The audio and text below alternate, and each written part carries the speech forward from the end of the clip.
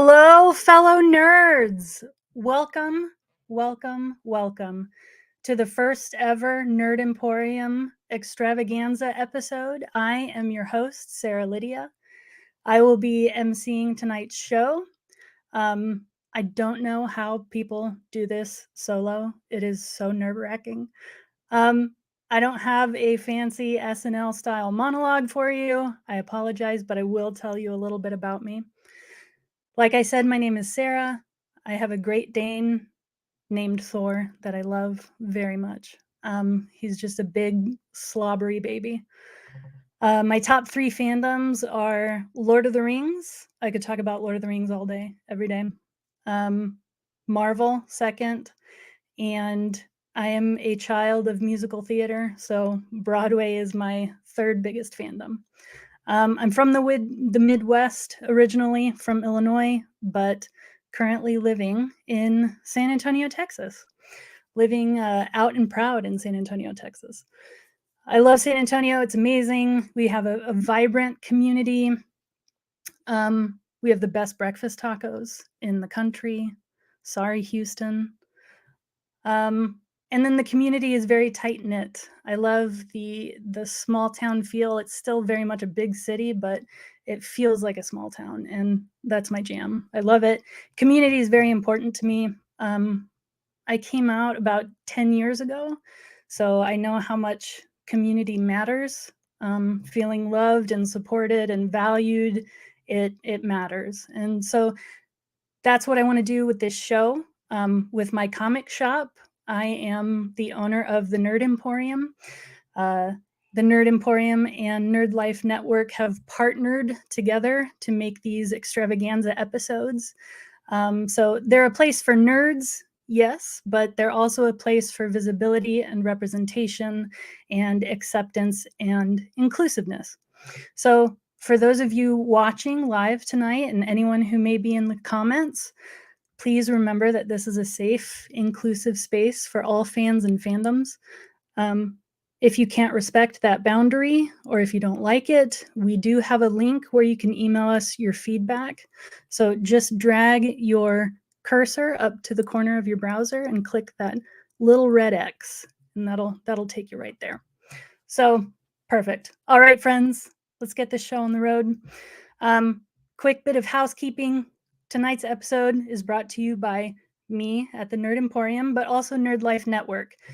And Nerd Life Network is a podcasting network built for nerds by nerds. We cover sports, cinema, comics, fan culture, everything from Hogwarts to Hoth, everywhere in between.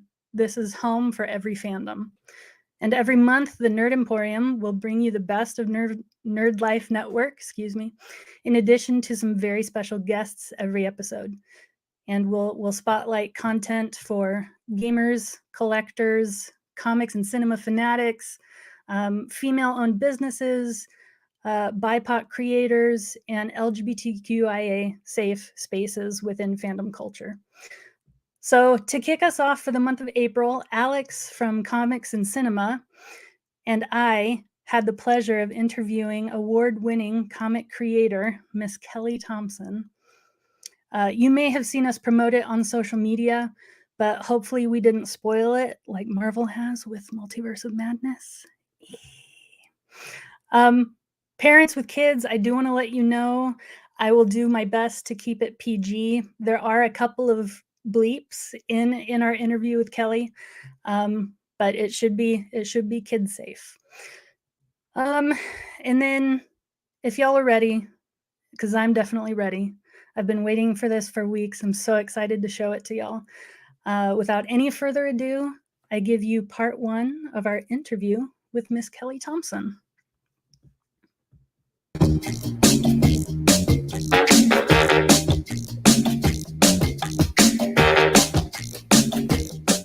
Welcome, everybody, to the Nerd Emporium's April Extravaganza.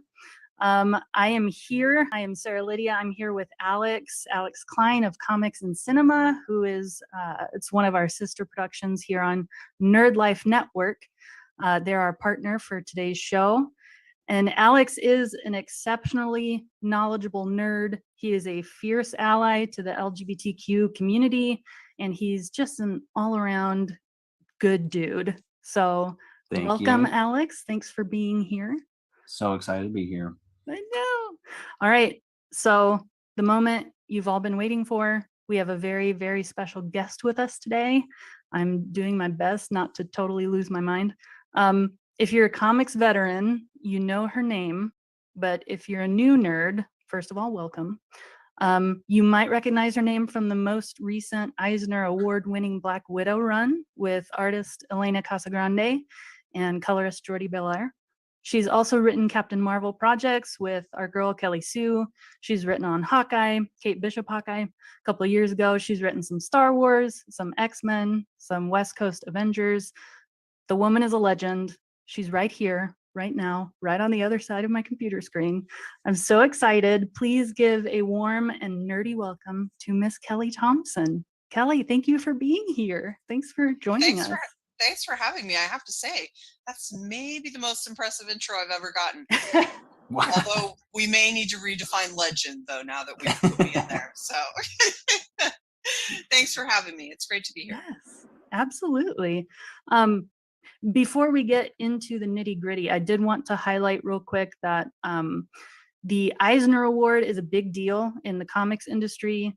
My degree is in theater, so I compare it to the Tonys. It's the Eisner Award is to the comics industry as the Tony Awards are to Broadway. So yeah. It's a big deal. Kelly, can you tell us a little bit about the day you found out you're an Eisner Award winner? Do you remember what you were doing? I do remember what I was doing. This is going to be a very underwhelming, but hopefully slightly humorous story. I never thought in a million years we were going to win. I wasn't even paying any attention. I mean, it was like Donnie was nominated for Crossover, which is like a really sort of crazy thing that's experimenting with the form. And Al Ewing was nominated for We Only Find Them When They're Dead, which is a super cool new sci-fi thing. And James Tynion, I think, was on there for, I think it was Department of Truth specifically he was up for. And now I'm forgetting, I think there was one other one, and I'm so sorry, but it was another creator-owned thing. So it was like we were the only big two book in there. We were like an all-female team. I thought there was no chance in hell that it was happening. I wasn't paying any attention. It was sort of late on like a Friday night, I think. And Al Ewing and I are in a writing Slack together, and he DM'd me and he's like, "Hey, congratulations." And I still had no idea what he was talking about. I was like, "Huh?" And he was like, "You just won the Eisner. Look." And so I went over and I was like, "Oh my God, Al." I was like, "Thank you so much." He's like, "Hey, congratulations. Al is one of the best guys ever." That was it. So I went over and watched they were doing a feed thing because, you know, it was during the pandemic, so they weren't having the live awards. So they did like a feed and I could watch them announce it, and I like screen capped it with our name on there and everything. It was amazing. It was so great, you know. Well, that's awesome that you got your congratulations from Al Ewing. That's epic. That's cool. He's amazing. He was so nice. Donnie called me. He was so sweet about it. Oh, nice. Yeah, it was amazing. And it is a big deal. You can tell you're a theater kid that you called it a Tony, because most people say it's like an Oscar, because that seems like the more common knowledge. That facial expression was great. But yeah, I mean, it's a really big deal in comics, and you know, my career is still pretty young, and so I was just completely blown away that I was blown away we were nominated, to be honest, but the fact that we got it was so cool. My only complaint about it, and I don't like to talk shit about the Eisners because I think they're really important and they're amazing, but the fact that Jordi wasn't, like, that she didn't get a statue and that her name's not on it and she doesn't get announced, it really bothers me. It bothers me on coloring, period. And I know that they can't like probably pick and choose based on books, but I don't know. Coloring is always incredibly important, even if you're black and white with spot color. Like, it's just really important, and someone doing it well can make or break a book. So I don't want to brush everyone under the rug as like some colors are more important than others, but I will tell you that ours on Black Widow are absolutely fundamental. Like there's such an identifying, I mean, there's such a like core key thing about our It's book, like branding. and like, I mean, I'm sure some of this just comes from a practical standpoint of if you're putting everyone's name on a team, it can become a large team quite quickly, especially because a lot of times you don't just have an artist and a colorist. You know, sometimes you've got a couple artists and a couple inkers and a couple like it depends. Every comic is different, and so I'm sure they're just trying to keep it simple. But you know, when Jordy colored every single issue of our run, and she's such a part of the identity of the book, it's hard for me to be pumped about it and have her locked out of it. It's hard. Yeah, well, I mean, writer. It is like what you were saying. It is integral to the story. I mean, the Mark Waid Black Widow run is one of my favorites because of the colors. Yeah. Yep. I mean, gorgeous, and that Samney art, so clean and sharp, so good. Oh, I know. Yeah, I think that's like one of the hardest struggles, I think, just in general about comics, is it's so different than any other medium, where like with a book, you point to the author and say, hey, I love this book, this author is amazing. But whenever you're talking about comics, people always fall by the wayside, because it's like 10 people take place to make it. You got the lettering, you've got the coloring, inkers, writers, drawers, and it's tough too when you're presenting it or you're talking about it on a podcast episode. It's a mouthful to say all of them too, so you want to include them, but at the same time you can't list off every single thing. But it's a shame, because again, every person worked together to make that. It's honestly a really complicated issue, because I feel like, you know, in the last couple of years, I feel like the colorist issue has almost become a non-issue, in the sense that people are really good about including them, or I'm sorry, people are much better about including colorists now and talking about the work in reviews and crediting and stuff like that. But it feels like you've only gone so far if the Eisners still aren't including them on that. But the second we get to the colorists, then the next thing will be, well, why aren't the letters being, you know, and so it does feel like, well, how are we going to get any of this done? And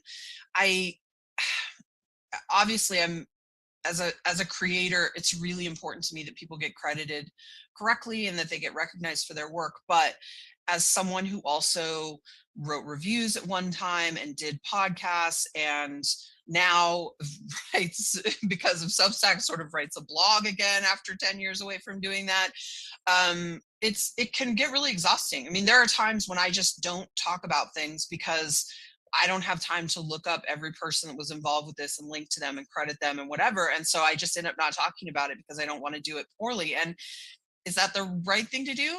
I guess, but things are definitely not getting talked about because I just don't have the time to look up every little thing. And I hate to say it, but that stuff does add up. I mean, doing a Substack post, you know, it takes out a huge chunk of your day. And if you're looking up the entire creative team for every single thing you're talking about, it's shocking how much worse it gets. So I don't know. List instead of a blog. Yeah, exactly.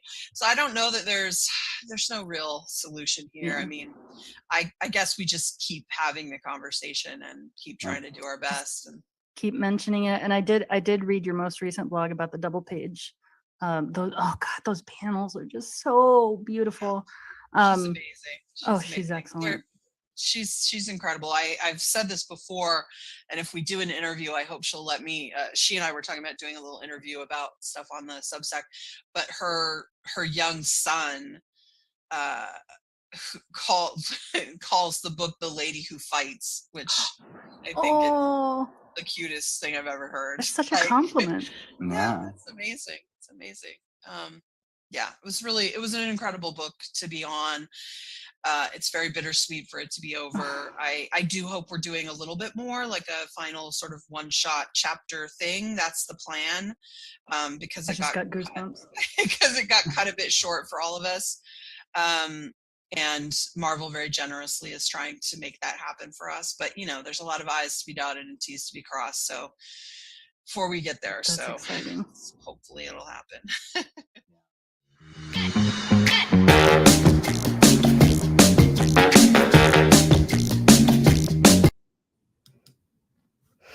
So again, that was part 1 of our interview with Kelly Thompson. We're going to be playing 2 more parts of that interview. But before we get there, we have Mr. Anthony Lowry, or you can call him Anthman. He loves it. He will be talking video games, Funko Pops, upcoming Lego releases, including some Jurassic Park, some Thor Love and Thunder, some Star Wars, some Moon Knight, some video games, just to keep it diverse. Speaking of Funko Pops, I actually got one in the mail today, and I wanted to do a quick unboxing and show y'all this. I got it from a K Nowitzki. Novinsky. If any of y'all know who that is, please tell him thank you for me. But it's, can you see it? Megan Rapinoe. Yay! I love her. Love the U.S. women's national team. Let's go. All right, Anthony's Toy Corner is up next. Who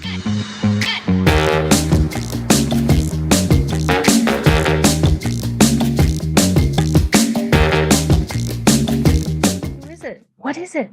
That's Storm. Oh. Storm, come here. Is it a puppy? Do we get a puppy? Do we get a puppy cameo? Okay, stop stepping on my crotch.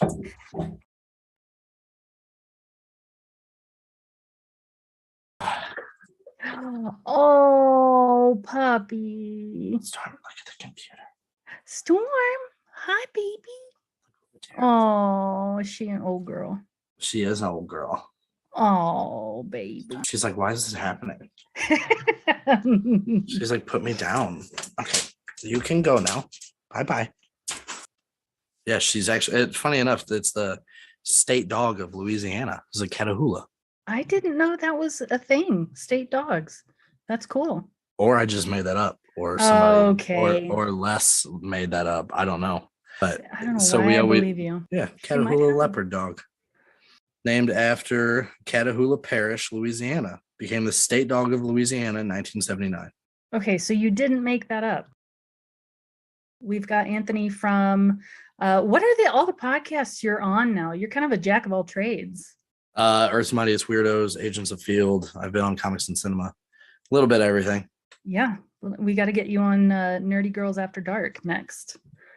Yeah, I don't know how I feel about that, but whatever you guys want to do. Well, I won't be able to distract you in the comments then. that's the whole point. Okay, so tell me a little bit about what you have for us. You've got some Lego sets. Yeah, I've got some Lego sets to talk about and some Funko Pop releases that are going to be coming out that are available for pre-order at most places, and then a couple video games that one is out and one is coming out. So what do you want to start with? Let's go ahead and start with let's start with the boring stuff, the video games. Okay. So I'd say the first one that is out is going to be Lego Star Wars, the Skywalker Saga has finally been released after what feels like 12 and a half years of delays almost. I mean, yeah, if something isn't getting delayed at this point, then what are they even doing? So that is out on basically all platforms. I've heard nothing but good things about it. I know our good friend Brian loves it. I know he says he bought it for his son for his birthday, which was all a lie because he was buying it for himself. Yeah. Which I mean, who would ever do that? You know, buy toys for their kids and then take them themselves. The other game. Those are all Connor's Pops behind you, right? No, his are upstairs in his room. And his are all destroyed. Half the eyes are missing. The other game coming out, which I did not know about. I have not been into video games as much as I used to be. The Evil Dead game is coming out. Ooh. Which, if you've played Friday the 13th, which our good friend Alex Klein is a huge fan of. It's basically the same thing. You get to play as one one character from the movie franchise. You can be Ash. I think there's 3 other playables. And basically you just have to run around and try not to die and kill the possessed people running around. Or you get the chance to play as the demon and then try to take out Ash or any of the others. So just like in Friday the 13th, you can either be the camp counselors or you can be Jason. whichever one tickles your fancy. The trailer looked pretty good. It should be coming out middle of next month. So keep an eye out for that if you are a fan of the Friday the 13th games. So I guess let's go ahead and talk about some Funko Pops that have been released as of late. Okay, so first round, Thor Love and Thunder. We finally got a trailer, which means we're finally getting some official toy releases. So basically anybody and everybody. You've got Thor, the Mighty Thor, Valkyrie, Gore, Korg. You have Meek, who looks like he's a paralegal. You got a Walmart 4-pack. You've got a Target 2-pack. You've got glow in the dark through Pop in a Box, and then you've got a metallic through Books A Million. You also have a Pop Rides, which is Thor and the Boat Goat with Tooth Smasher and Tooth Gnasher, I believe, are the names of the goats. Are you serious? Yeah. Okay. Yeah, I'm pretty sure. We've got some Moon Knight Pops that have been released. There was one that was released today, which looked like it was a 2-pack with a shirt. So you've got Moon Knight, you've got Mr. Knight, Layla, Arthur Harrow, and Khonshu. You've also got the third piece of 7 of the Beyond Amazing Spider-Man set, Amazon exclusive. They just released Sandman to pre-order. Dr. Octopus and Vulture are already available for pre-order. Along those same lines, Walmart exclusive, you have the Guardians of the Galaxy set. It's actually branded Avengers Infinity War, but it is Drax is the new one of the new ship. Star-Lord and Mantis are already available for pre-order. I don't believe any of them have shipped yet. And then an exciting one, which, Funkos have been weird because depending on where you get them, some retailers have them, some don't. Some Targets are getting them, some aren't. I mean, so nobody really knows what's going on.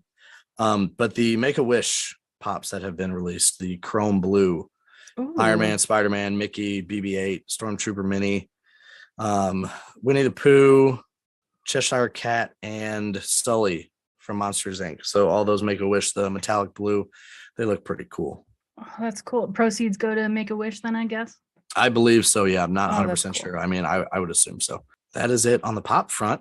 Have you and I talked about Hot Toys? Yeah, we've talked about how they're too expensive for my blood, and as soon as I buy one, I'll buy 100. They are far too expensive. I will probably go into debt sometime in the next couple of years. But they did release a Moon Knight figure, a 6-scale figure, and it is beautiful. Just FYI for the Hot Toys collectors, there's some new releases that are really pretty. Yeah, well, and with those too, isn't it like, hey, it's it's been released, you can get it in 2027. Yeah. Yes. Well, the great thing is you have until 2027 to pay for it. So you can do installments. But when I start now, by the time I get all of them, then I'm basically I have a car payment every month for all the Hot Toys I've pre-ordered. Correct. Okay, on to Lego sets, which if you're anything like me, I love Lego. Yes. It's just everyone gets weirded out. What do you mean you like Lego? You're an adult. Yeah, don't ask me about my business. These are modeled for adults. I mean, there's literally an entire campaign that says adults welcome. And it is Lego. Just to clarify, we are Lego snobs.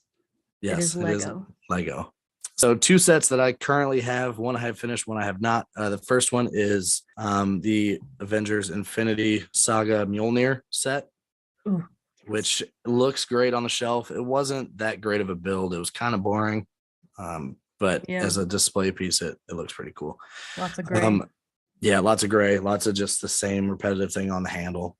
The one I'm about halfway done with is the new Jurassic Park T-Rex Breakout, which so far looks awesome. It's more of a diorama, which is what a lot of the upcoming ones I'm going to be talking about. It's pretty cool. It's about 2 feet wide. It's only about 6 inches tall, but it looks, but it looks pretty cool. So 2 feet wide. It's got 2 of the SUVs, the one flipped over. The minifigures even have like mud on them. Oh, that's cool. Very movie accurate.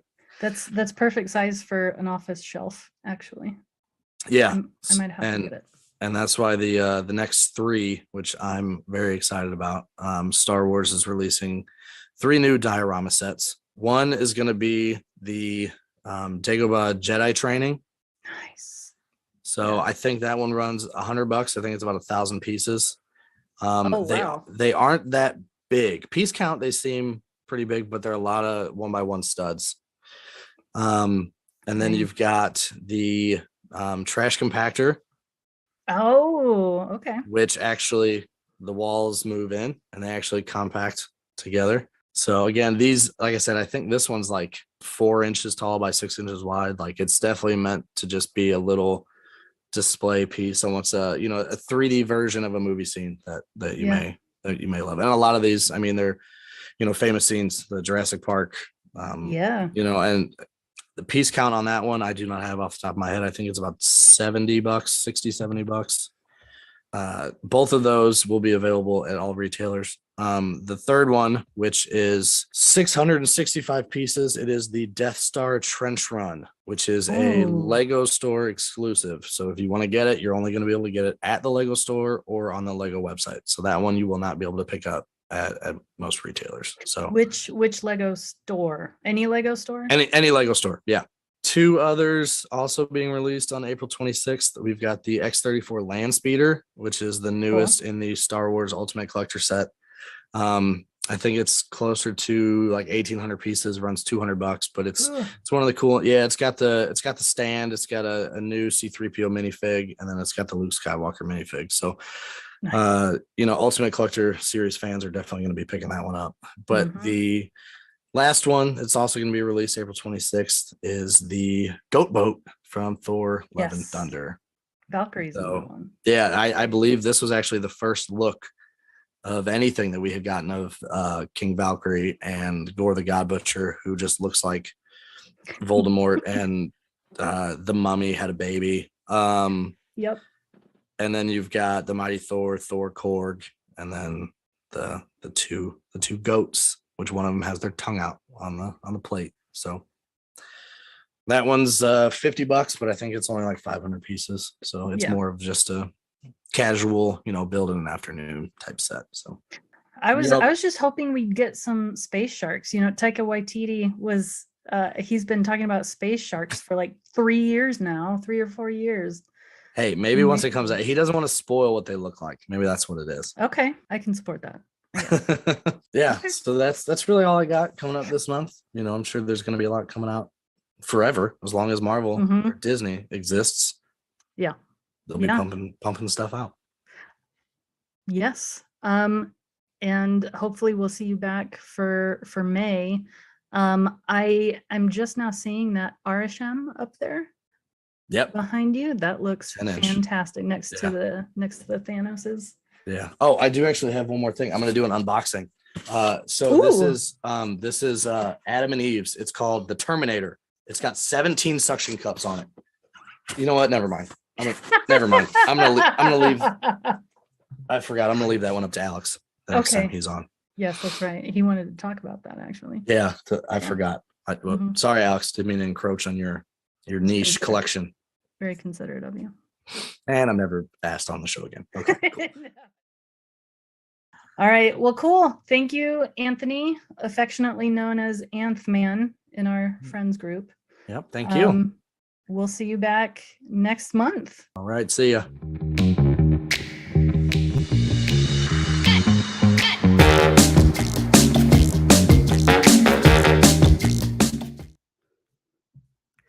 So that was Anthman's Toy Corner, all of the big releases for April. Or the things you should be paying attention to, at least. I guess not all of them, but I did buy my Moon Knight pops not long after Anthony and I recorded that. And I finally, just yesterday, got some of my Eternals pops. Some of my Target exclusive Eternals pops. That was Fastos, my second favorite Eternal. My first favorite is Makari, of course. But yeah, lots of exciting toy stuff, Funko stuff. And Anthony will be back with us next month to talk about May and June releases. So next we've got part 2 of our interview with Kelly, and I'm just seeing, wow, there so there is a beautiful sunset right now happening, but it's coming through the blinds and it looks like I am on an acid trip right now because I've got hot pink all over my face. It's from the sunset. It's very pretty. Anyway, part 2 of our interview with Miss Kelly Thompson. This is a fun segment. There's a lot of good, juicy behind the scenes comic creating tidbits. A lot of behind the scenes information about Black Widow, the Black Widow run that they just wrapped up, and some possible teasers for a future story wrap up that Kelly and Marvel are trying to get finalized. So take a listen.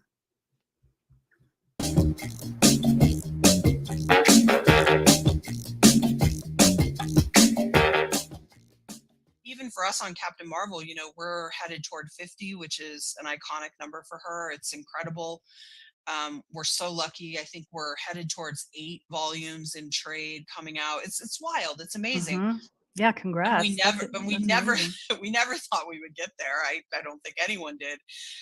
But we never had, you know, it's funny that Al's book was sort of coming out at the same time we were, because they had like such incredible success that they really were Marvel was able to look at that and go, okay, you've bought yourself, you know, this much road, make your plans, we can bank on it. Like they can look at the numbers and the algorithms and all of that stuff and see that because of what's happening with that book and the way it's trending, they've got a lot of road.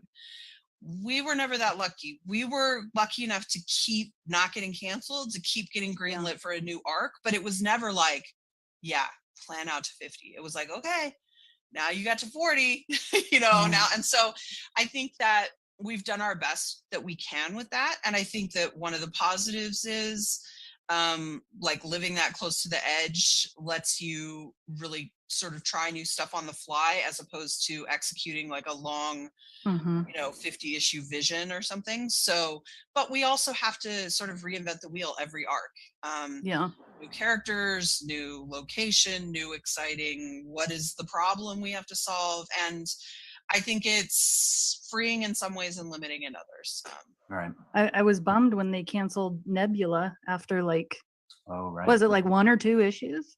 Yeah, something, that one feels like maybe something strange happened with that one during the pandemic. Right. I never really I only saw 1 issue of that, but I don't know what happened there. I don't know what happened there. But the pandemic caused a lot of problems like that. I mean, this pandemic definitely killed our Deadpool run. Like, I don't know how far we would have gotten, but it definitely like put a bullet in us real early. So it was painful.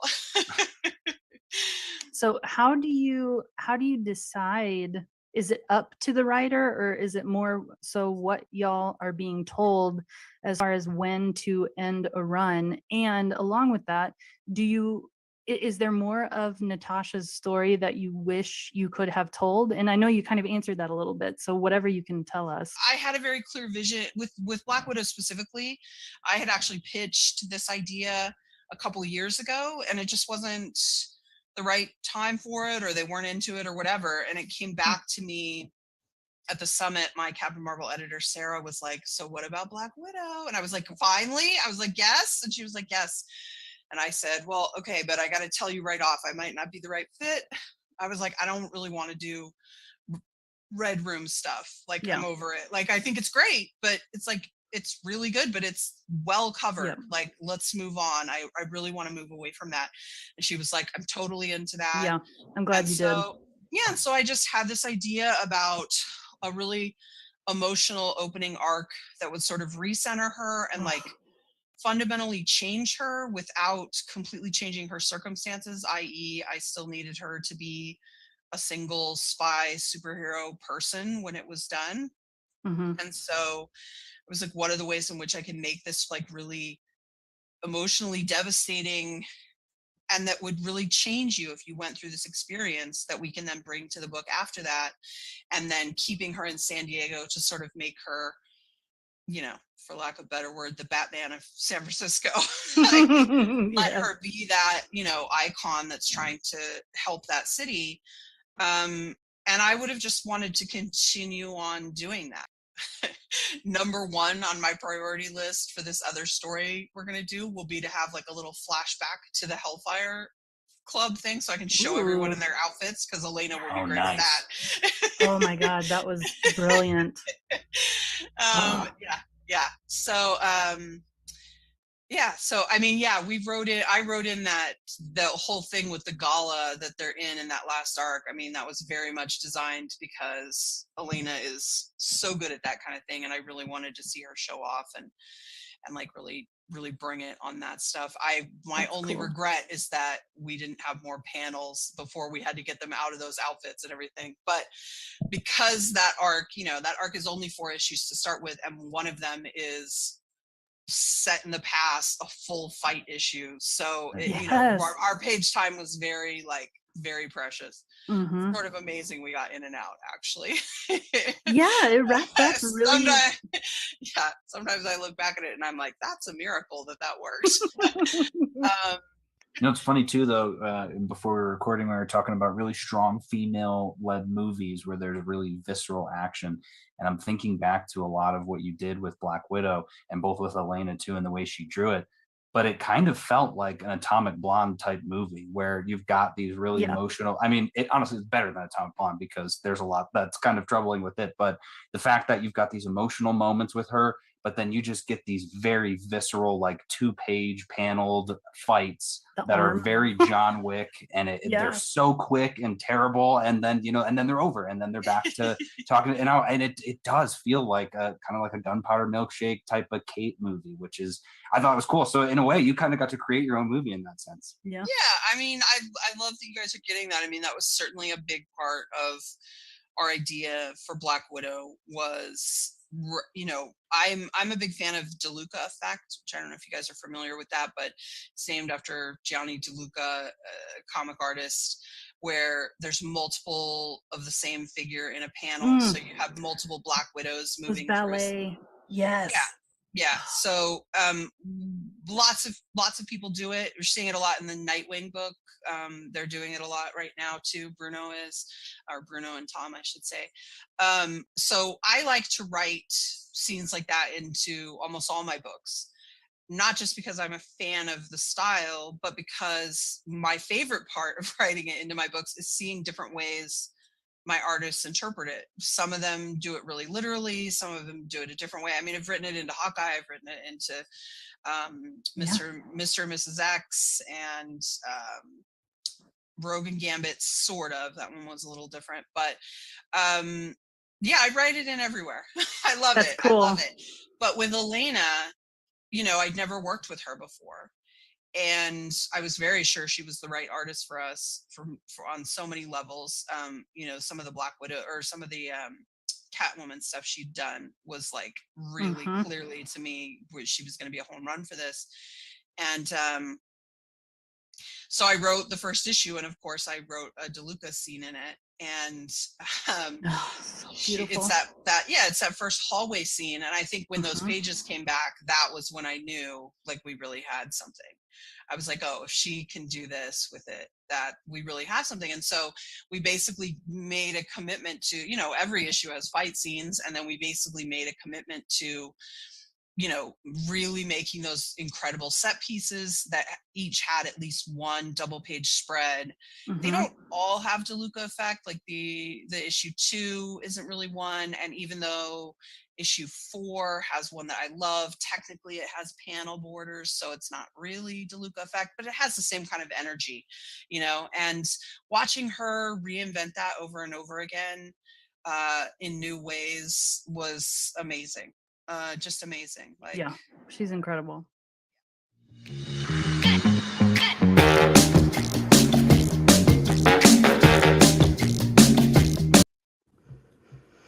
So that was part 2 of our interview with Miss Kelly Thompson. Her Black Widow run was an iconic run, but the current Captain Marvel run that she is writing is just unprecedented. So like I said at the beginning, the woman is a legend, no exaggeration. We are very lucky to have had the opportunity to chat with her. Speaking of legends and classy ladies, I have a special, very special guest, surprise guest for y'all. We're a little over halfway through our debut episode, and Mother's Day is coming up. So I couldn't get through this episode without giving my mama a shout out. She's living proof that it's never too late to lean into your nerdiness. She's hilarious. She's the woman who raised me. Ladies and gentlemen, I give you Hot Takes with Marsha.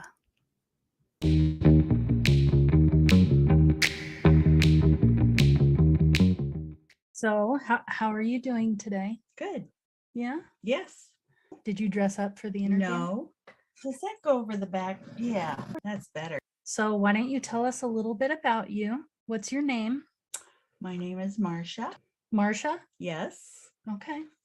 Nice Or to meet you. Marcia. Marcia. Okay. I'm from a little town in Illinois. Population was 1,800. That's little. That's little. Went to grade school and high school there. We were Matamora Redbirds, and they're still Matamora Redbirds. Ooh. Tell me what your interests are. What do you enjoy doing? Well, I like reading books. What kind of books? Probably my two favorite authors are Beverly Lewis and Wanda Brunstetter, and they write Amish novels. Amish novels. Yes. What do you like about Amish novels? I like the way they describe the way of life. It's a very calming, quiet type of life. It's very simple. It sounds like our way of life. Our way of life is not quiet. Do you sometimes wish you were Amish? No, I like electricity. Yeah, because you like movies too much. Marvel, Yes. Yes. James Bond. Yes. Who's your favorite James Bond? Sean Connery. But you do like Pierce. Yes. He's number 2. Do you like his hair? Yes, he has nice hair. Do you like his chest hair? And like his I chest like hair? clean shaven. Well, then why do you like Thor? Thor's a different person. Well, yeah. I like his long hair when it's pulled back, not when it's scraggly. What did you think of the trailer, the Love and Thunder trailer? That was good. Looking forward to it. Why are you moving that? Moving what? The screen. During us? I'm not on that thing. So why did you move the screen? Just in case. Nope. So you're a fan of Thor. What about Jane Foster? What did you think when she catches, what's the hammer's name? Who? Mjolnir? Yes, Mjolnir. Mjolnir. Mjolnir. Mjolnir. Mjolnir. Mjolnir. Mjolnir. No So when wonder I she- couldn't remember it. So when she catches it, because remember, Odin put a spell on it. Yes, it said only worthy people. Only worthy people is what he said. Verbatim, Yes. I think. Yeah. So Cap was one. Cap was one. Mhm. And now Thor- Jane. Thor was another one. Vision. Vision. And now Jane. We'll have to see. Do you like Natalie Portman? I guess I'm not a fan then. So you're excited for Love and Thunder. What about Doctor Strange? Yes. Multiverse of Madness? I like Benedict. What did you think of that trailer? I thought it looked good. That comes out next week? Next week. May 5th, I think. Yeah. Anxious to see what what's his name? Captain Picard. Professor X. What he's gonna do. Patrick Stewart. Yeah. Sir Patrick Stewart. Yes. What he's gonna come up with. Yes. They say that Tony Stark is going to be in it. In Doctor Strange? Yep. But he's going to be played by the person that almost was cast as Tony Stark. Oh, Tom- I'm not a fan. Tom Cruise? Yeah. No? No, Why not? don't. He's kind of weird. I don't like him. I have a question for you. Yes. Who is the strongest Avenger? Well, I think the strongest Avenger would be Natasha, because she has no special powers. She uses everything that she has as far as training and her brain. She She's doesn't have a smart. special suit. She doesn't have a shield. She doesn't have a magic bow and arrow. She doesn't have a hammer. She uses her brain and how she was trained. She is very clever. Yeah, So Natasha is the strongest Avenger. to me. Hmm. Okay. I obviously can support that. So what do you think is going to happen in the multiverse of madness? What about evil Doctor Strange? I don't know why they would turn him into an evil person. He was a healer. He was a doctor. Yeah. He was a surgeon. Mhm. So why would they turn him into an evil person? Because when they sent him off and he went and had all that training, let him talk everything out that was going on in his mind, he got rid of all the bitterness. Yeah, he was kind of a jerk. Yeah. So I don't know why they would reverse it now. But we'll see. We Yeah. will see. Multiverse of Madness. Next week, Thursday, we have tickets for the first showing, 3:00. Very excited. Are you coming with me? Yeah. Any closing thoughts? Ooh. Yes, I Oh. do have closing thoughts. I don't like Moon Knight. That What? thing is the most craziest thing of trying to keep track of. It's just dumb. Putting all that profanity in there for Punisher Yeah. and for Daredevil. Yeah. Daredevil should be able to stand alone. Yeah. It's a good show. The actors are good. And Yeah. Punisher, Mm-hmm. that is crazy. Yeah. So Kevin Feige needs to get on the ball and clean it up. And the violence. Well, I didn't say anything about the violence. I mean, Punisher, that you kind of know it's going to be bad, right? Well, yeah. But not the language. The language doesn't necessarily have to be that rank. And John Wick is one of your favorite movies, though, right? Yep. Yeah. Why did he do John Wick? No. Oh, Just yeah. I don't like. language. Yeah, I don't like the language in that either. Yeah. What did you So want to Moon ask Knight. me? So you don't like Moon Knight? I don't like because Moon it's Knight. crazy. Yeah. I really liked Falcon and Winter Soldier. That was really good. Was that your favorite? Except I did not like the Captain America character. Oh, He's bad actor. Not Sam. Not You're talking Sam. about Wyatt Russell, Yeah. John Walker. Yeah. Yeah. No, didn't care for him. But you do like Julia Louis-Dreyfus. No. Why?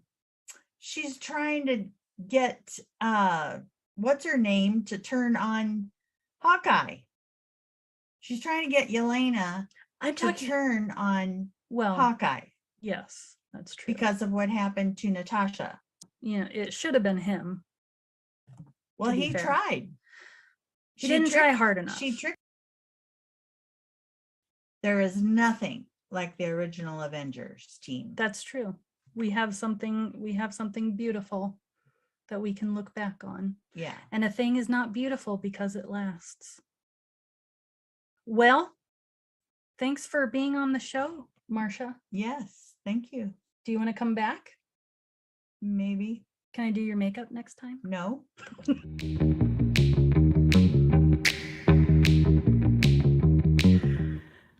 Oh my word. She is why I am the way I am. I love her so much. That's my sweet mother. I hope you laughed as hard as I did that entire recording segment. Oh my goodness. She's hilarious. But The next part of our of our episode is with our executive producer, Mr. Brian Lee of Earth's Mightiest Weirdos. That's a show that's also here on Nerd Life Network. He is a sweet dude. His wife is awesome. His kids are the absolute cutest. What a guy. We are so lucky to have him. Here is our executive producer, Mr. Brian Lee.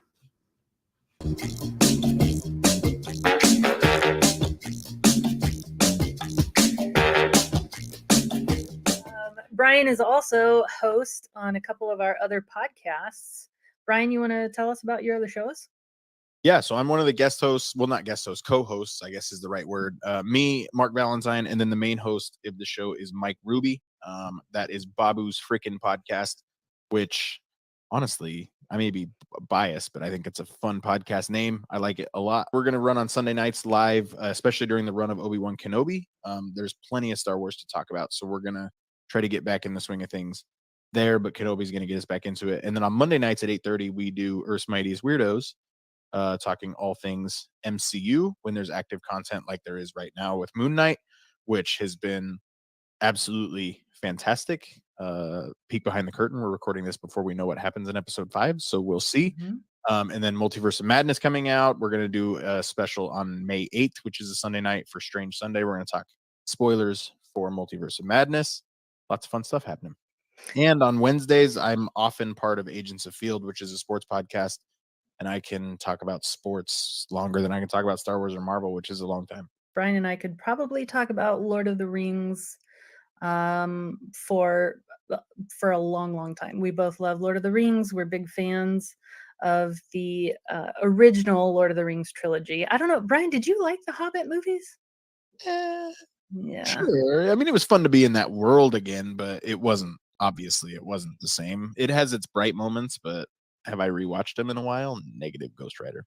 I saw them once a piece in the theaters, and I have not watched them since. I was so upset. I've watched them more frequently than that. I think I only saw one of them in the theaters, honestly, because when they came out, like I had young children, it just didn't happen.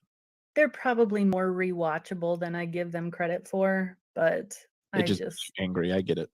I think they should have done with Lord of the Rings what they did with The Hobbit. Instead of taking 3 books and just making one, yeah, they should have made 1 movie out of The Hobbit and then 3 movies a piece. You could at least Return of the King should have been 2 parts, at the very minimal. And that was back before Harry Potter did the 2-part thing. That was back before Infinity War. I think if Warner Brothers could go back and do it now, we would legit have at least 5 movies for those 3 books. I mean, in the streaming world now, they could have developed several series for those books. Don't give me hope. I know. That film trilogy, as much as they have not in the books, that film trilogy is darn near perfect. Don't touch it. I don't want it to be touched. You can do anything you want. I'm very excited for the Amazon show, Rings of Power, everything that's coming with that. But please do not touch the Peter Jackson trilogy. I understand stuff was cut out. I don't care. Those movies are darn near perfect, and I never ever want them touched outside of the special extended editions, which are the only way to watch. Yeah, there's I don't know. There are a few moments in Fellowship of the Ring and Return of the King, especially. There's so much characterization with Éowyn and Faramir and Boromir. To be fair to him, there's so much that's left out. It's just, it's such a bummer. But I am very excited for the Amazon series. I know that there are a lot of skeptics after that first trailer, but that first trailer didn't look like $450 million, which means they held back a lot of stuff. Yes.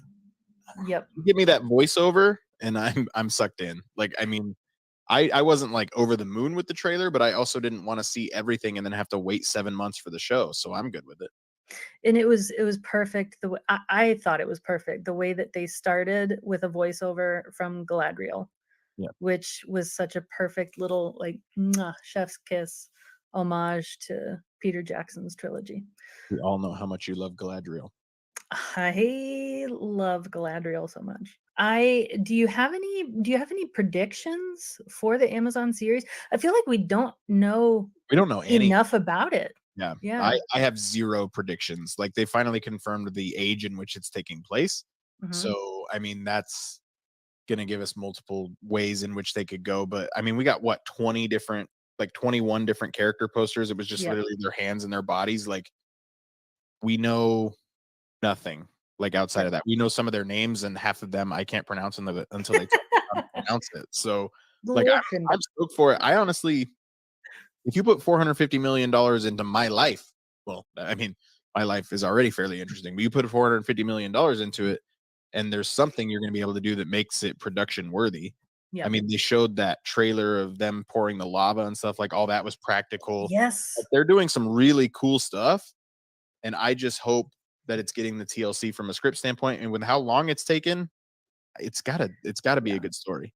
And you know that length of time was not heavily involved with special effects, because a lot of it is practical effects, like you just said. So I hope that was dedicated to characterization and script writing and fine-tuning casting, and trying to make sure they're inclusive. And I have high hopes for this show. I'm very excited. It's hard to say that I have no expectation, because that's not true, but I am very much willing to take what they give me. Yep, and see what me happens. too. As soon as they announced it at, I think it was Comic-Con 2018, I was in. It didn't matter. I was just in. Is that when they released that trailer of like the writer's room?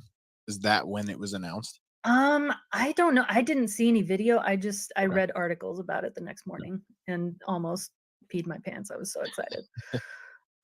Brian, thank you so much for being with us. What can we look forward to from you next? Let's see. When does this go out? So next week is Multiverse of Madness. So Monday, May 2nd. So the episode after you're seeing this will be Moon Knight episode 5. And then Okay. And then on Thursday is when Multiverse of Madness is going to come out. I'm going to Multiverse of Madness Thursday, Friday, I think twice on Saturday. So by the time we get to it on Sunday night, we'll be able to talk Multiverse of Madness. That'll be a special edition of Earth's Mightiest Weirdos. It would be on Monday, except for we also have said Moon Knight finale to also discuss on May 9th. So May 8th, Sunday for Doctor Strange, May 9th for Moon Knight. Just like they did to us with Spider-Man and Hawkeye. So darn Marvel giving us too much content. So much good content. I This do is want awesome. a Nerd Life Network announcement of sorts. Ooh. I mean, I don't know how we're going to, but we know we're going to be talking Rings of Power on a weekly somehow basis when Lord of the Rings comes out. I also want to, and if it's just me, myself talking to nobody and just whoever, I am also going to try and do something weekly for Ted Lasso over the summer as well when season 3 comes out. So there's going to be a couple of different things that we're going to be able to do, but anything big fandom like that, Ted Lasso is in my top 5 of fandoms right now. I love that show. So Lord of the Rings, we're going to be able to do. That's the beauty of Nerd Life Network. We can kind of do whatever we want. Well, thanks, Brian. We will see you next month. Thanks for having me.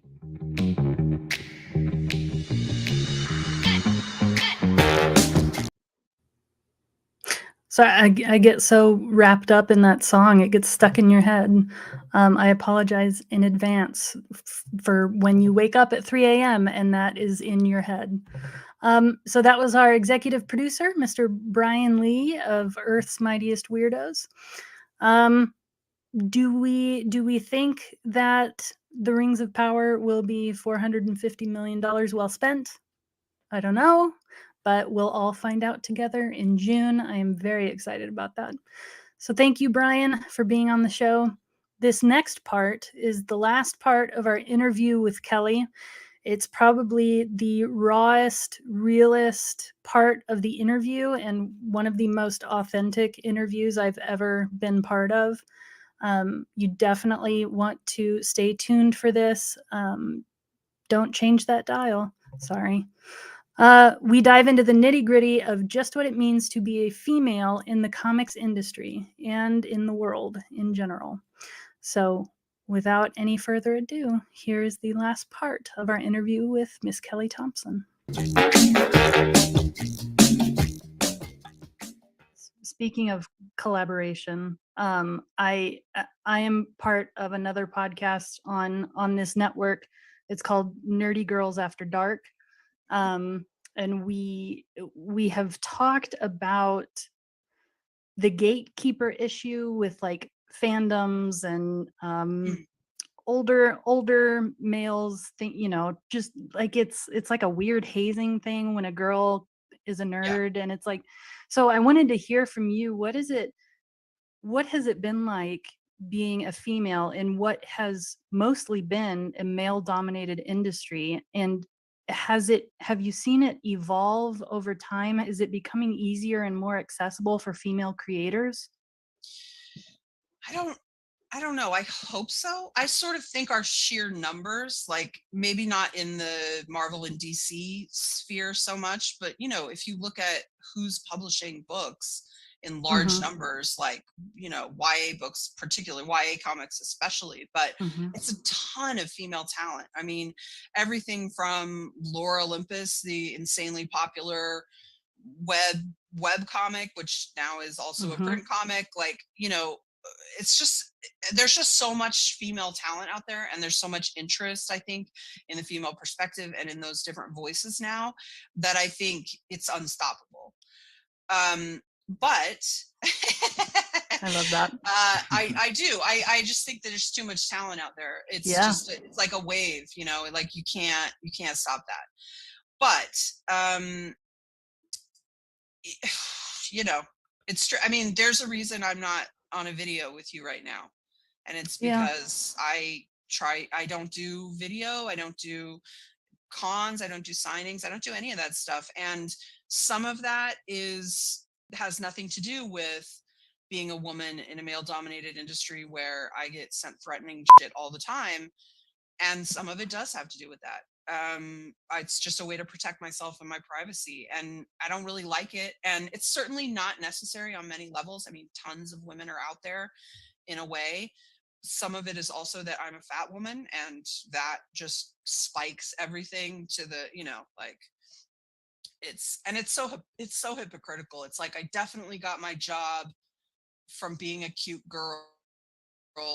Oh, but I'm also a fat piece of shit. So, which is it? Which is it? Did I get my job because I'm cute, or am I a worthless, fat, gross girl that you don't want to have sex with? Like, they can't even make up their minds, but it's all really disgusting. Yeah. And it's all really upsetting, and it shouldn't have anything to do with my job. And it's really annoying that I have to spend even a second thinking about it, because it's stupid. And it is stupid. Matt Rosenberg does think a lot about this, because he's a good person and a good ally, and he worries about his colleagues and he wants things to be better, but he wouldn't have to think about it for a single day if he didn't want to, I mean, I'm sure there are other problems that I don't have that Matt has to face. So I understand not everything is balanced all the time, but it's gross, man. It's gross that it's even a thing we have to consider. But as with many things in the world, especially right now, I do think, the youth, they're going to save us. I got to believe it. They're just better for the most part. I mean, I wish they would be a little more patient sometimes on Twitter and understand how systems work, and that you can't just dismantle them overnight, and that freelance artists aren't always in charge of everything. But I admire their dedication. I admire how over it they are, and like how unwilling they are to just have it not change. And that gives me a lot of hope for women and for minorities of all kinds in this industry. I think everyone gets better and everything gets better when we just have more voices at the table, Yes. Yeah. I'm so sorry you went through that, Kelly. Yeah. It's all right. It the funny thing is, it was actually worse for me when I was writing about comics.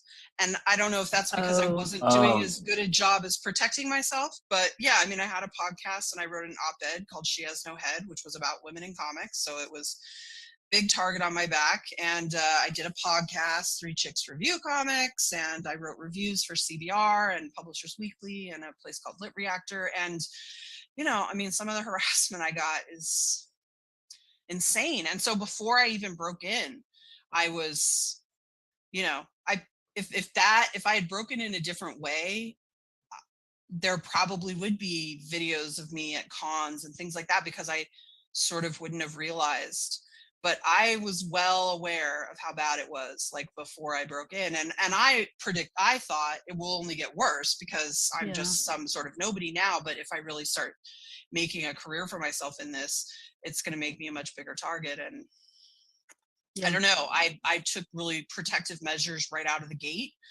And so I don't know how much that helped or hurt, but I do know that I never went to any cons or signings, and I feel bad about that part of it. I feel bad about keeping myself away from fans. Like, I've got so many really amazing fans. They're so supportive. They're so nice. They're so kind. Yeah.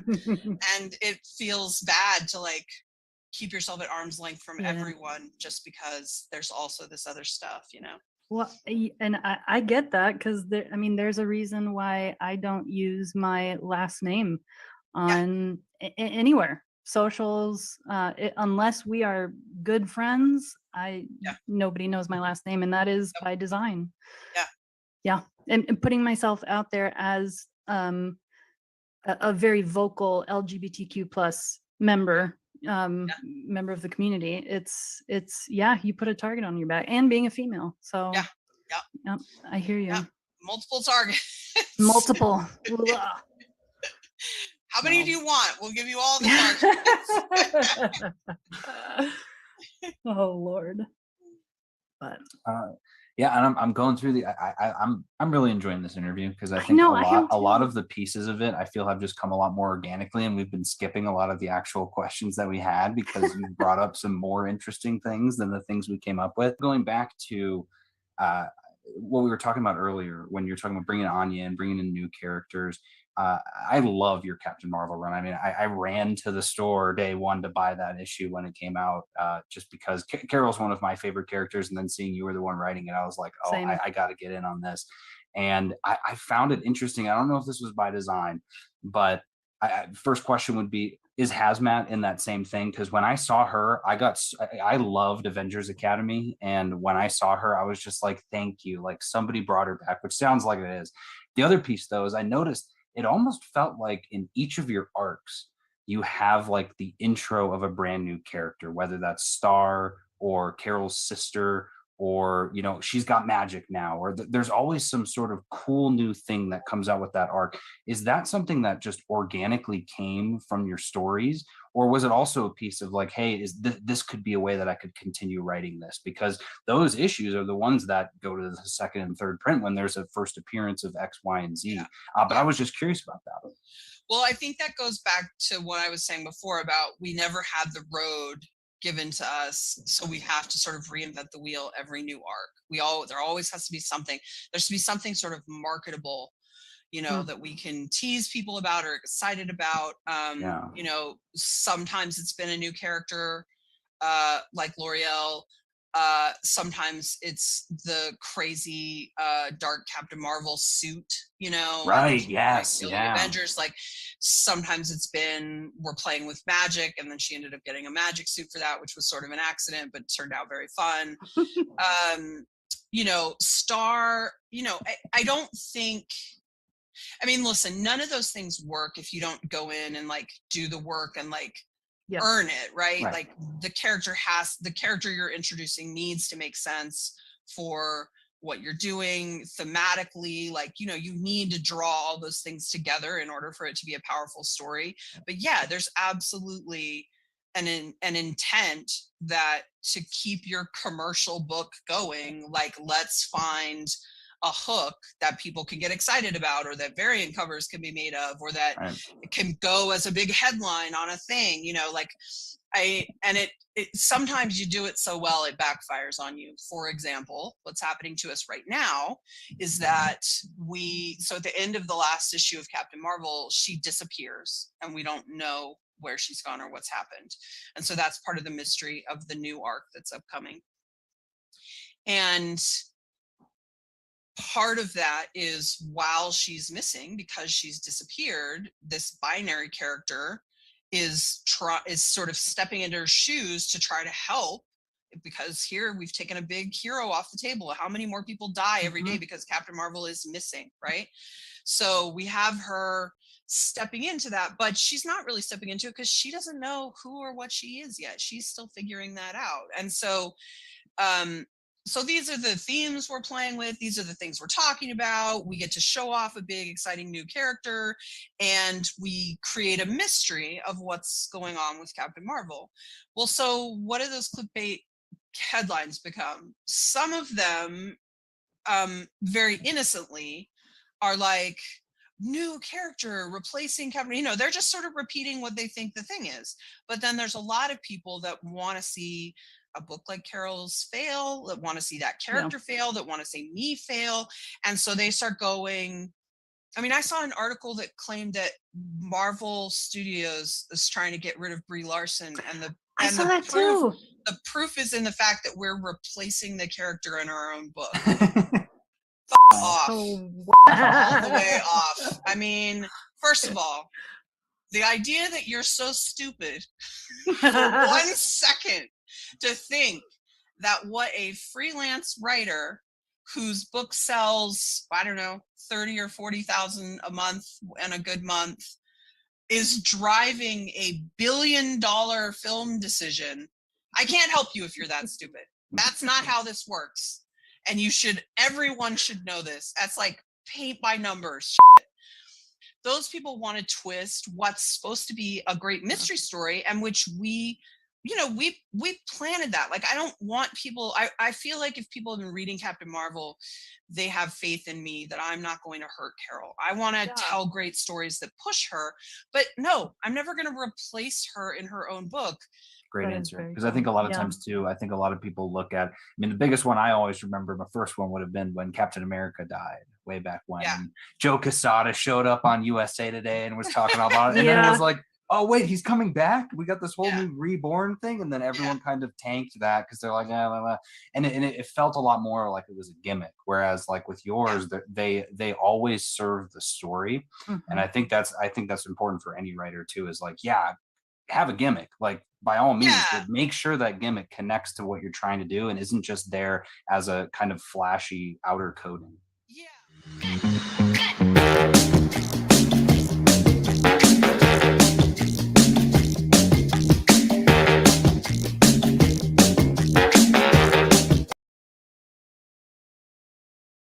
So that was our interview with Miss Kelly Thompson, Eisner Award-winning comic book creator and author, and just a genuinely stellar human. I hope you loved it as much as we loved the opportunity to interview her. If you haven't yet, subscribe to the current Captain Marvel run wherever you get your comics, and buy up as many issues of the latest Black Widow run as you can. The more they sell, the better the chances that we will get that Natasha wrap-up story. So buy up all those copies. If you need help finding them, I happen to know a comic shop that can help you. Find me on Instagram at the Nerd Emporium. Up next is our last segment. I know, I don't want it to end either. Alex Klein's Comics Corner is next, and his podcast, Comics and Cinema, is actually where we are going to air the full interview with Kelly. We broke it down into 3 smaller segments for this episode, but you can actually hear the full interview, and it's like an hour and a half, an hour and 15 minutes, just chock full of nerdy, delicious goodness. It's so good. And he will be posting that tomorrow on Comics and Cinema podcast. So wherever you get your podcasts, be sure to look that up tomorrow. So this is Alex Klein's Comics Corner. Try to say that 5 times fast. He's going to give us a solid list of girl power comic recommendations appropriate for all ages. Who knows? Maybe they make a pretty good gifting idea for Mother's Day. It's never too late to turn your mom into a nerd, like just like Marsha. And on that note, we won't see you again till next month. So remember to save the date, Friday, May 27th, for the Nerd Emporium's May Extravaganza episode. We're going to be back. Until then, tune in on Sundays right here on Nerd Life Network.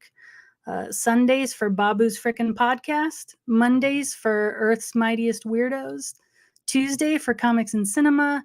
Wednesdays for Agents of Field. And then Thursdays for one that is near and dear to my heart, Nerdy Girls After Dark.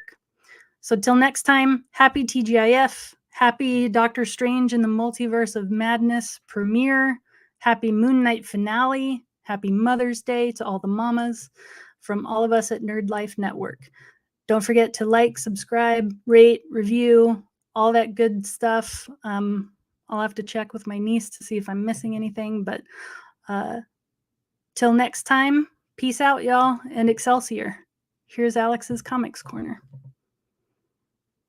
Everybody, this is Alex Klein from Comics and Cinema. He is our guest today on our Nerd Emporium Extravaganza show. He's going to do a Comics Corner for us. And Alex, take it away. Yeah, thank you. I figured for your first one, I know you said you gave me 10 minutes, so I'm going to see if I can pull off 10 comic book recommendations in 10 minutes. So I'm going to start my own timer here so I don't go crazy. Nice. Okay, so a lot of these, I wanted to choose a bunch of female-led ones because I know we were all passionate about that. And there are some really fantastic female-led stories. But the first one that I wanted to kick off with, and I'm going to use this time too to explain different kinds of comics, is the history of the Marvel Universe. And this is a Treasury edition book. So it's larger than your typical comic book, which is like that high. It's huge. But because of that, the art in it is just absolutely gorgeous. But what's really cool about this story, this is Mark Waid and Javier Rodriguez. They chronicle the entire not MCU, but the entire Marvel Universe. And this book is even cooler because they do so in story mode. And I mean, like, look at this. It's just every page is art, pure art. But then at the end, they've got, when you get to the very end, they have references to where every single piece of the story comes from, what comics they're from.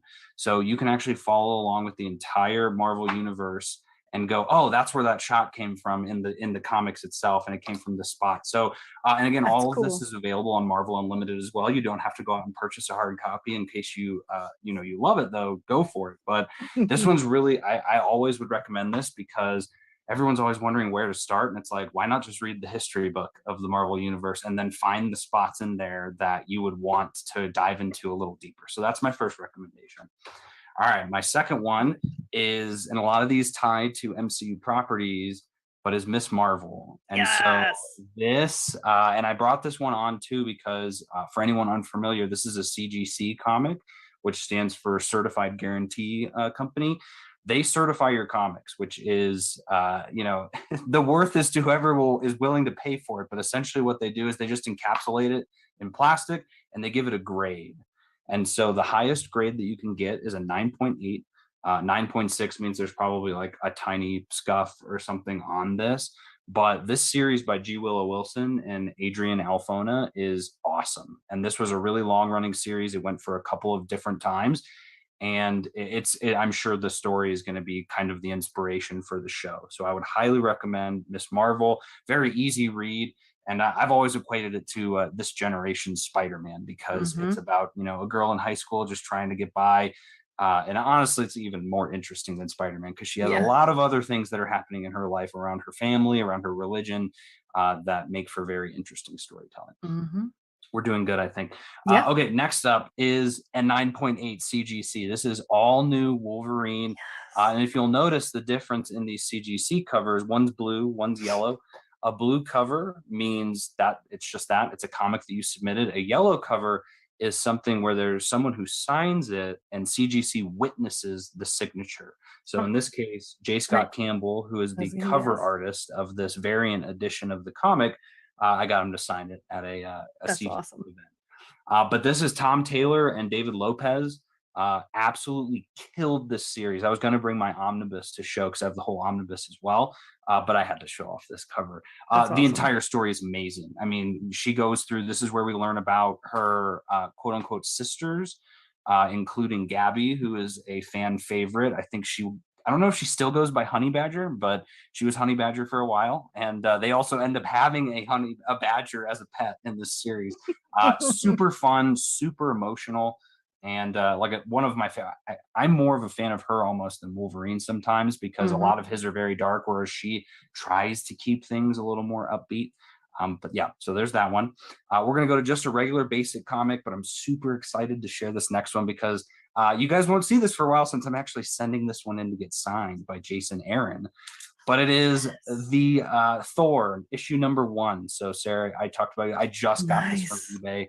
Bought it off eBay. It is a gorgeous edition. This is Jane Foster as Thor.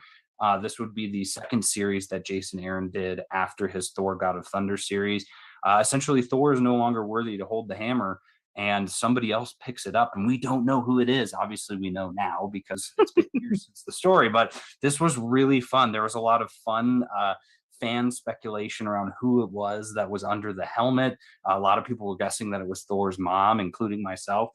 But then when they revealed it, it was like, this makes so much sense. Like, it was the perfect storyline of her dealing with her cancer, and every time she picks up the hammer, her cancer treatment leaves her body. So really cool. And again, this is Jason Aaron and Russell Dauterman, one of my favorite comic book artists of all time. Next up, this is another type of comic. It's a True Believers comic. And so this is another one of my favorite characters, Silk, Cindy Moon. A True Believer comic is something that they release every once in a while, but they're a dollar comic. So these ones reprint issues, and they only cost $1, which is really cool for people who, again, I don't know how much this issue goes for on the regular market, but you can't beat $1, especially for these great stories. And I'm gonna have to open this one up so I can get you the names of the writer and artist, though. I'm almost positive. Oh yeah, Robbie Thompson and Stacy Lee are the writer and artist. This was really cool. I love Cindy Moon, not just because of her style. I mean, you can't beat that costume. It's amazing. But she also shoots her webs out of her fingers, which is really, really cool. And not only that, but she's basically Peter Parker's twin, which I thought was a really cool story, which you can find in Amazing Spider-Man 4. That's the Dan Slott run from, I think it was like 2014. But essentially, they both got bit by the same spider. And so there's some really good storytelling there, because whenever they're near each other, they immediately become attracted to each other because of the spider, basically. It's really funny. Okay, so the next one that I've got up here, again, tying into some Marvel lore, and I'm going to pull this out of its bag as well, but it is Ironheart. And so this is a variant cover of the first issue by Humberto Ramos. And this is by Eve Ewing, along with Kevin Liberanda and Luciano Vecchio for art on this as well. And Eve is phenomenal. I mean, she's done so much work. She's a poet, an essayist.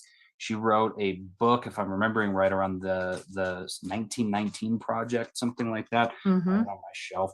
But really cool story. Obviously, following in Iron Man's footsteps. But what's really cool, obviously, she's not Iron Man, and so she deals with a lot of different issues that Iron Man never had to deal with. And one of the saddest ones being she deals with a couple of drive-by shootings throughout this story. And this isn't her premiere, though. So her first appearance, I'm pretty sure, was in like Invincible Iron Man, like 527 or something like that. Brian Michael Bendis introduced her. Yeah, exactly. Okay, next up, we've got Spider-Gwen. So this is a deluxe edition hardcover. And so the difference, as you'll see, I have some trade paperbacks as well. This collects, typically it'll collect 12 issues of a story. And so this is Edge of Spider-Verse 2, which is where she premiered, and then Spider-Gwen 1 through 5, and then the revised version of 1 through 6. So again, roughly 12 issues. This was by Jason Latour and Robbie Rodriguez. Really good story. Again, if you're looking for, look at the art in this. It's pretty crazy. Very interesting art style, but this all takes place in a different universe. So back at this point in time, Spider-Gwen came over for the Spider-Verse issues, and then she went back to her universe, which I think is Earth 65. And so very different scenario there. Everyone is different. Peter Parker, I'm pretty sure, is dead. He was the Lizard, and she had to stop him, and she really cool backstory, and definitely worth a read.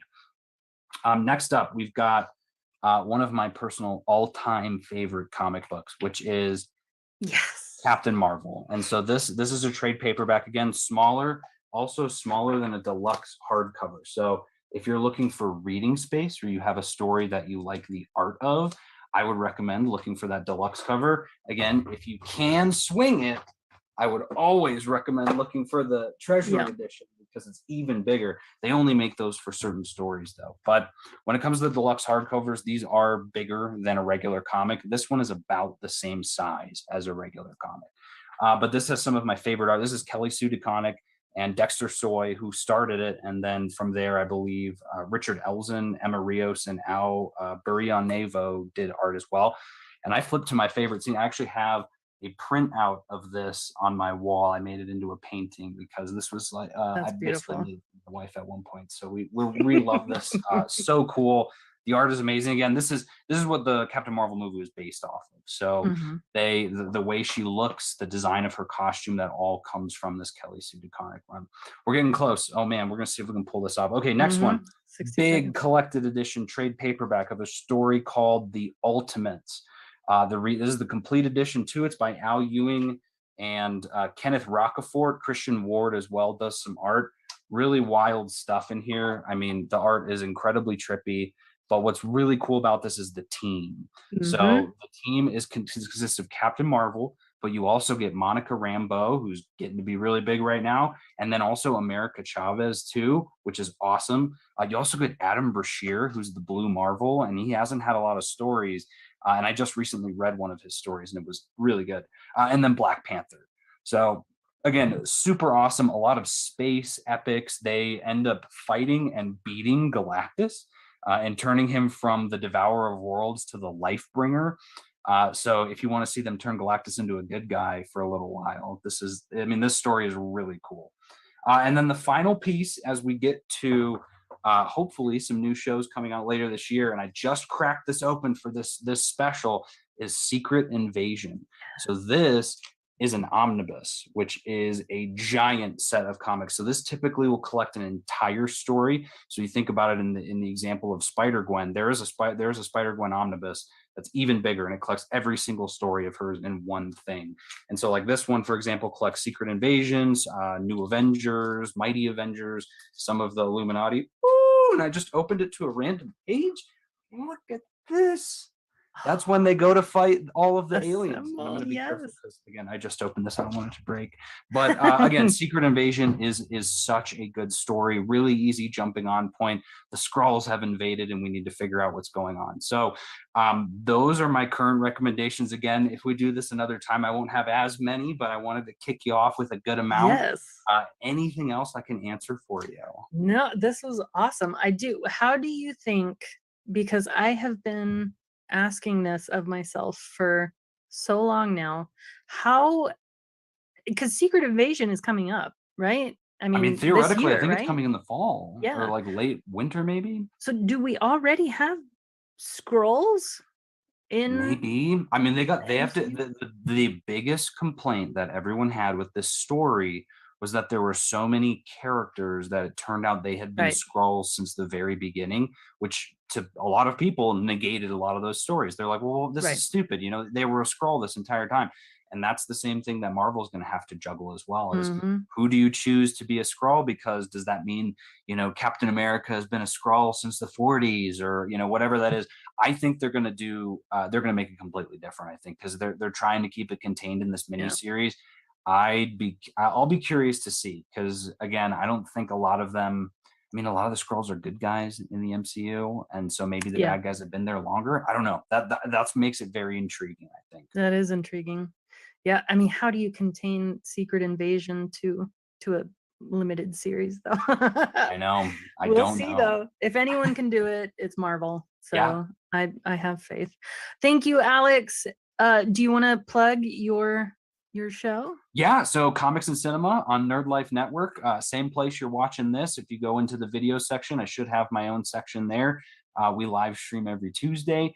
Also have a podcast you can find on Apple, anywhere you get your podcast. We've got about 210 episodes there waiting for you if you haven't heard any of them yet. And I think there's a little something for everyone there. Yes. Yep. Definitely. Alex is a podcast veteran. I've been on his show a few times. It's always a good time. I call it our therapy sessions because it's just always so great. But thank you so much, Alex. We'll see you next month. Yeah, absolutely. Yay. See ya. All right. Thanks, guys.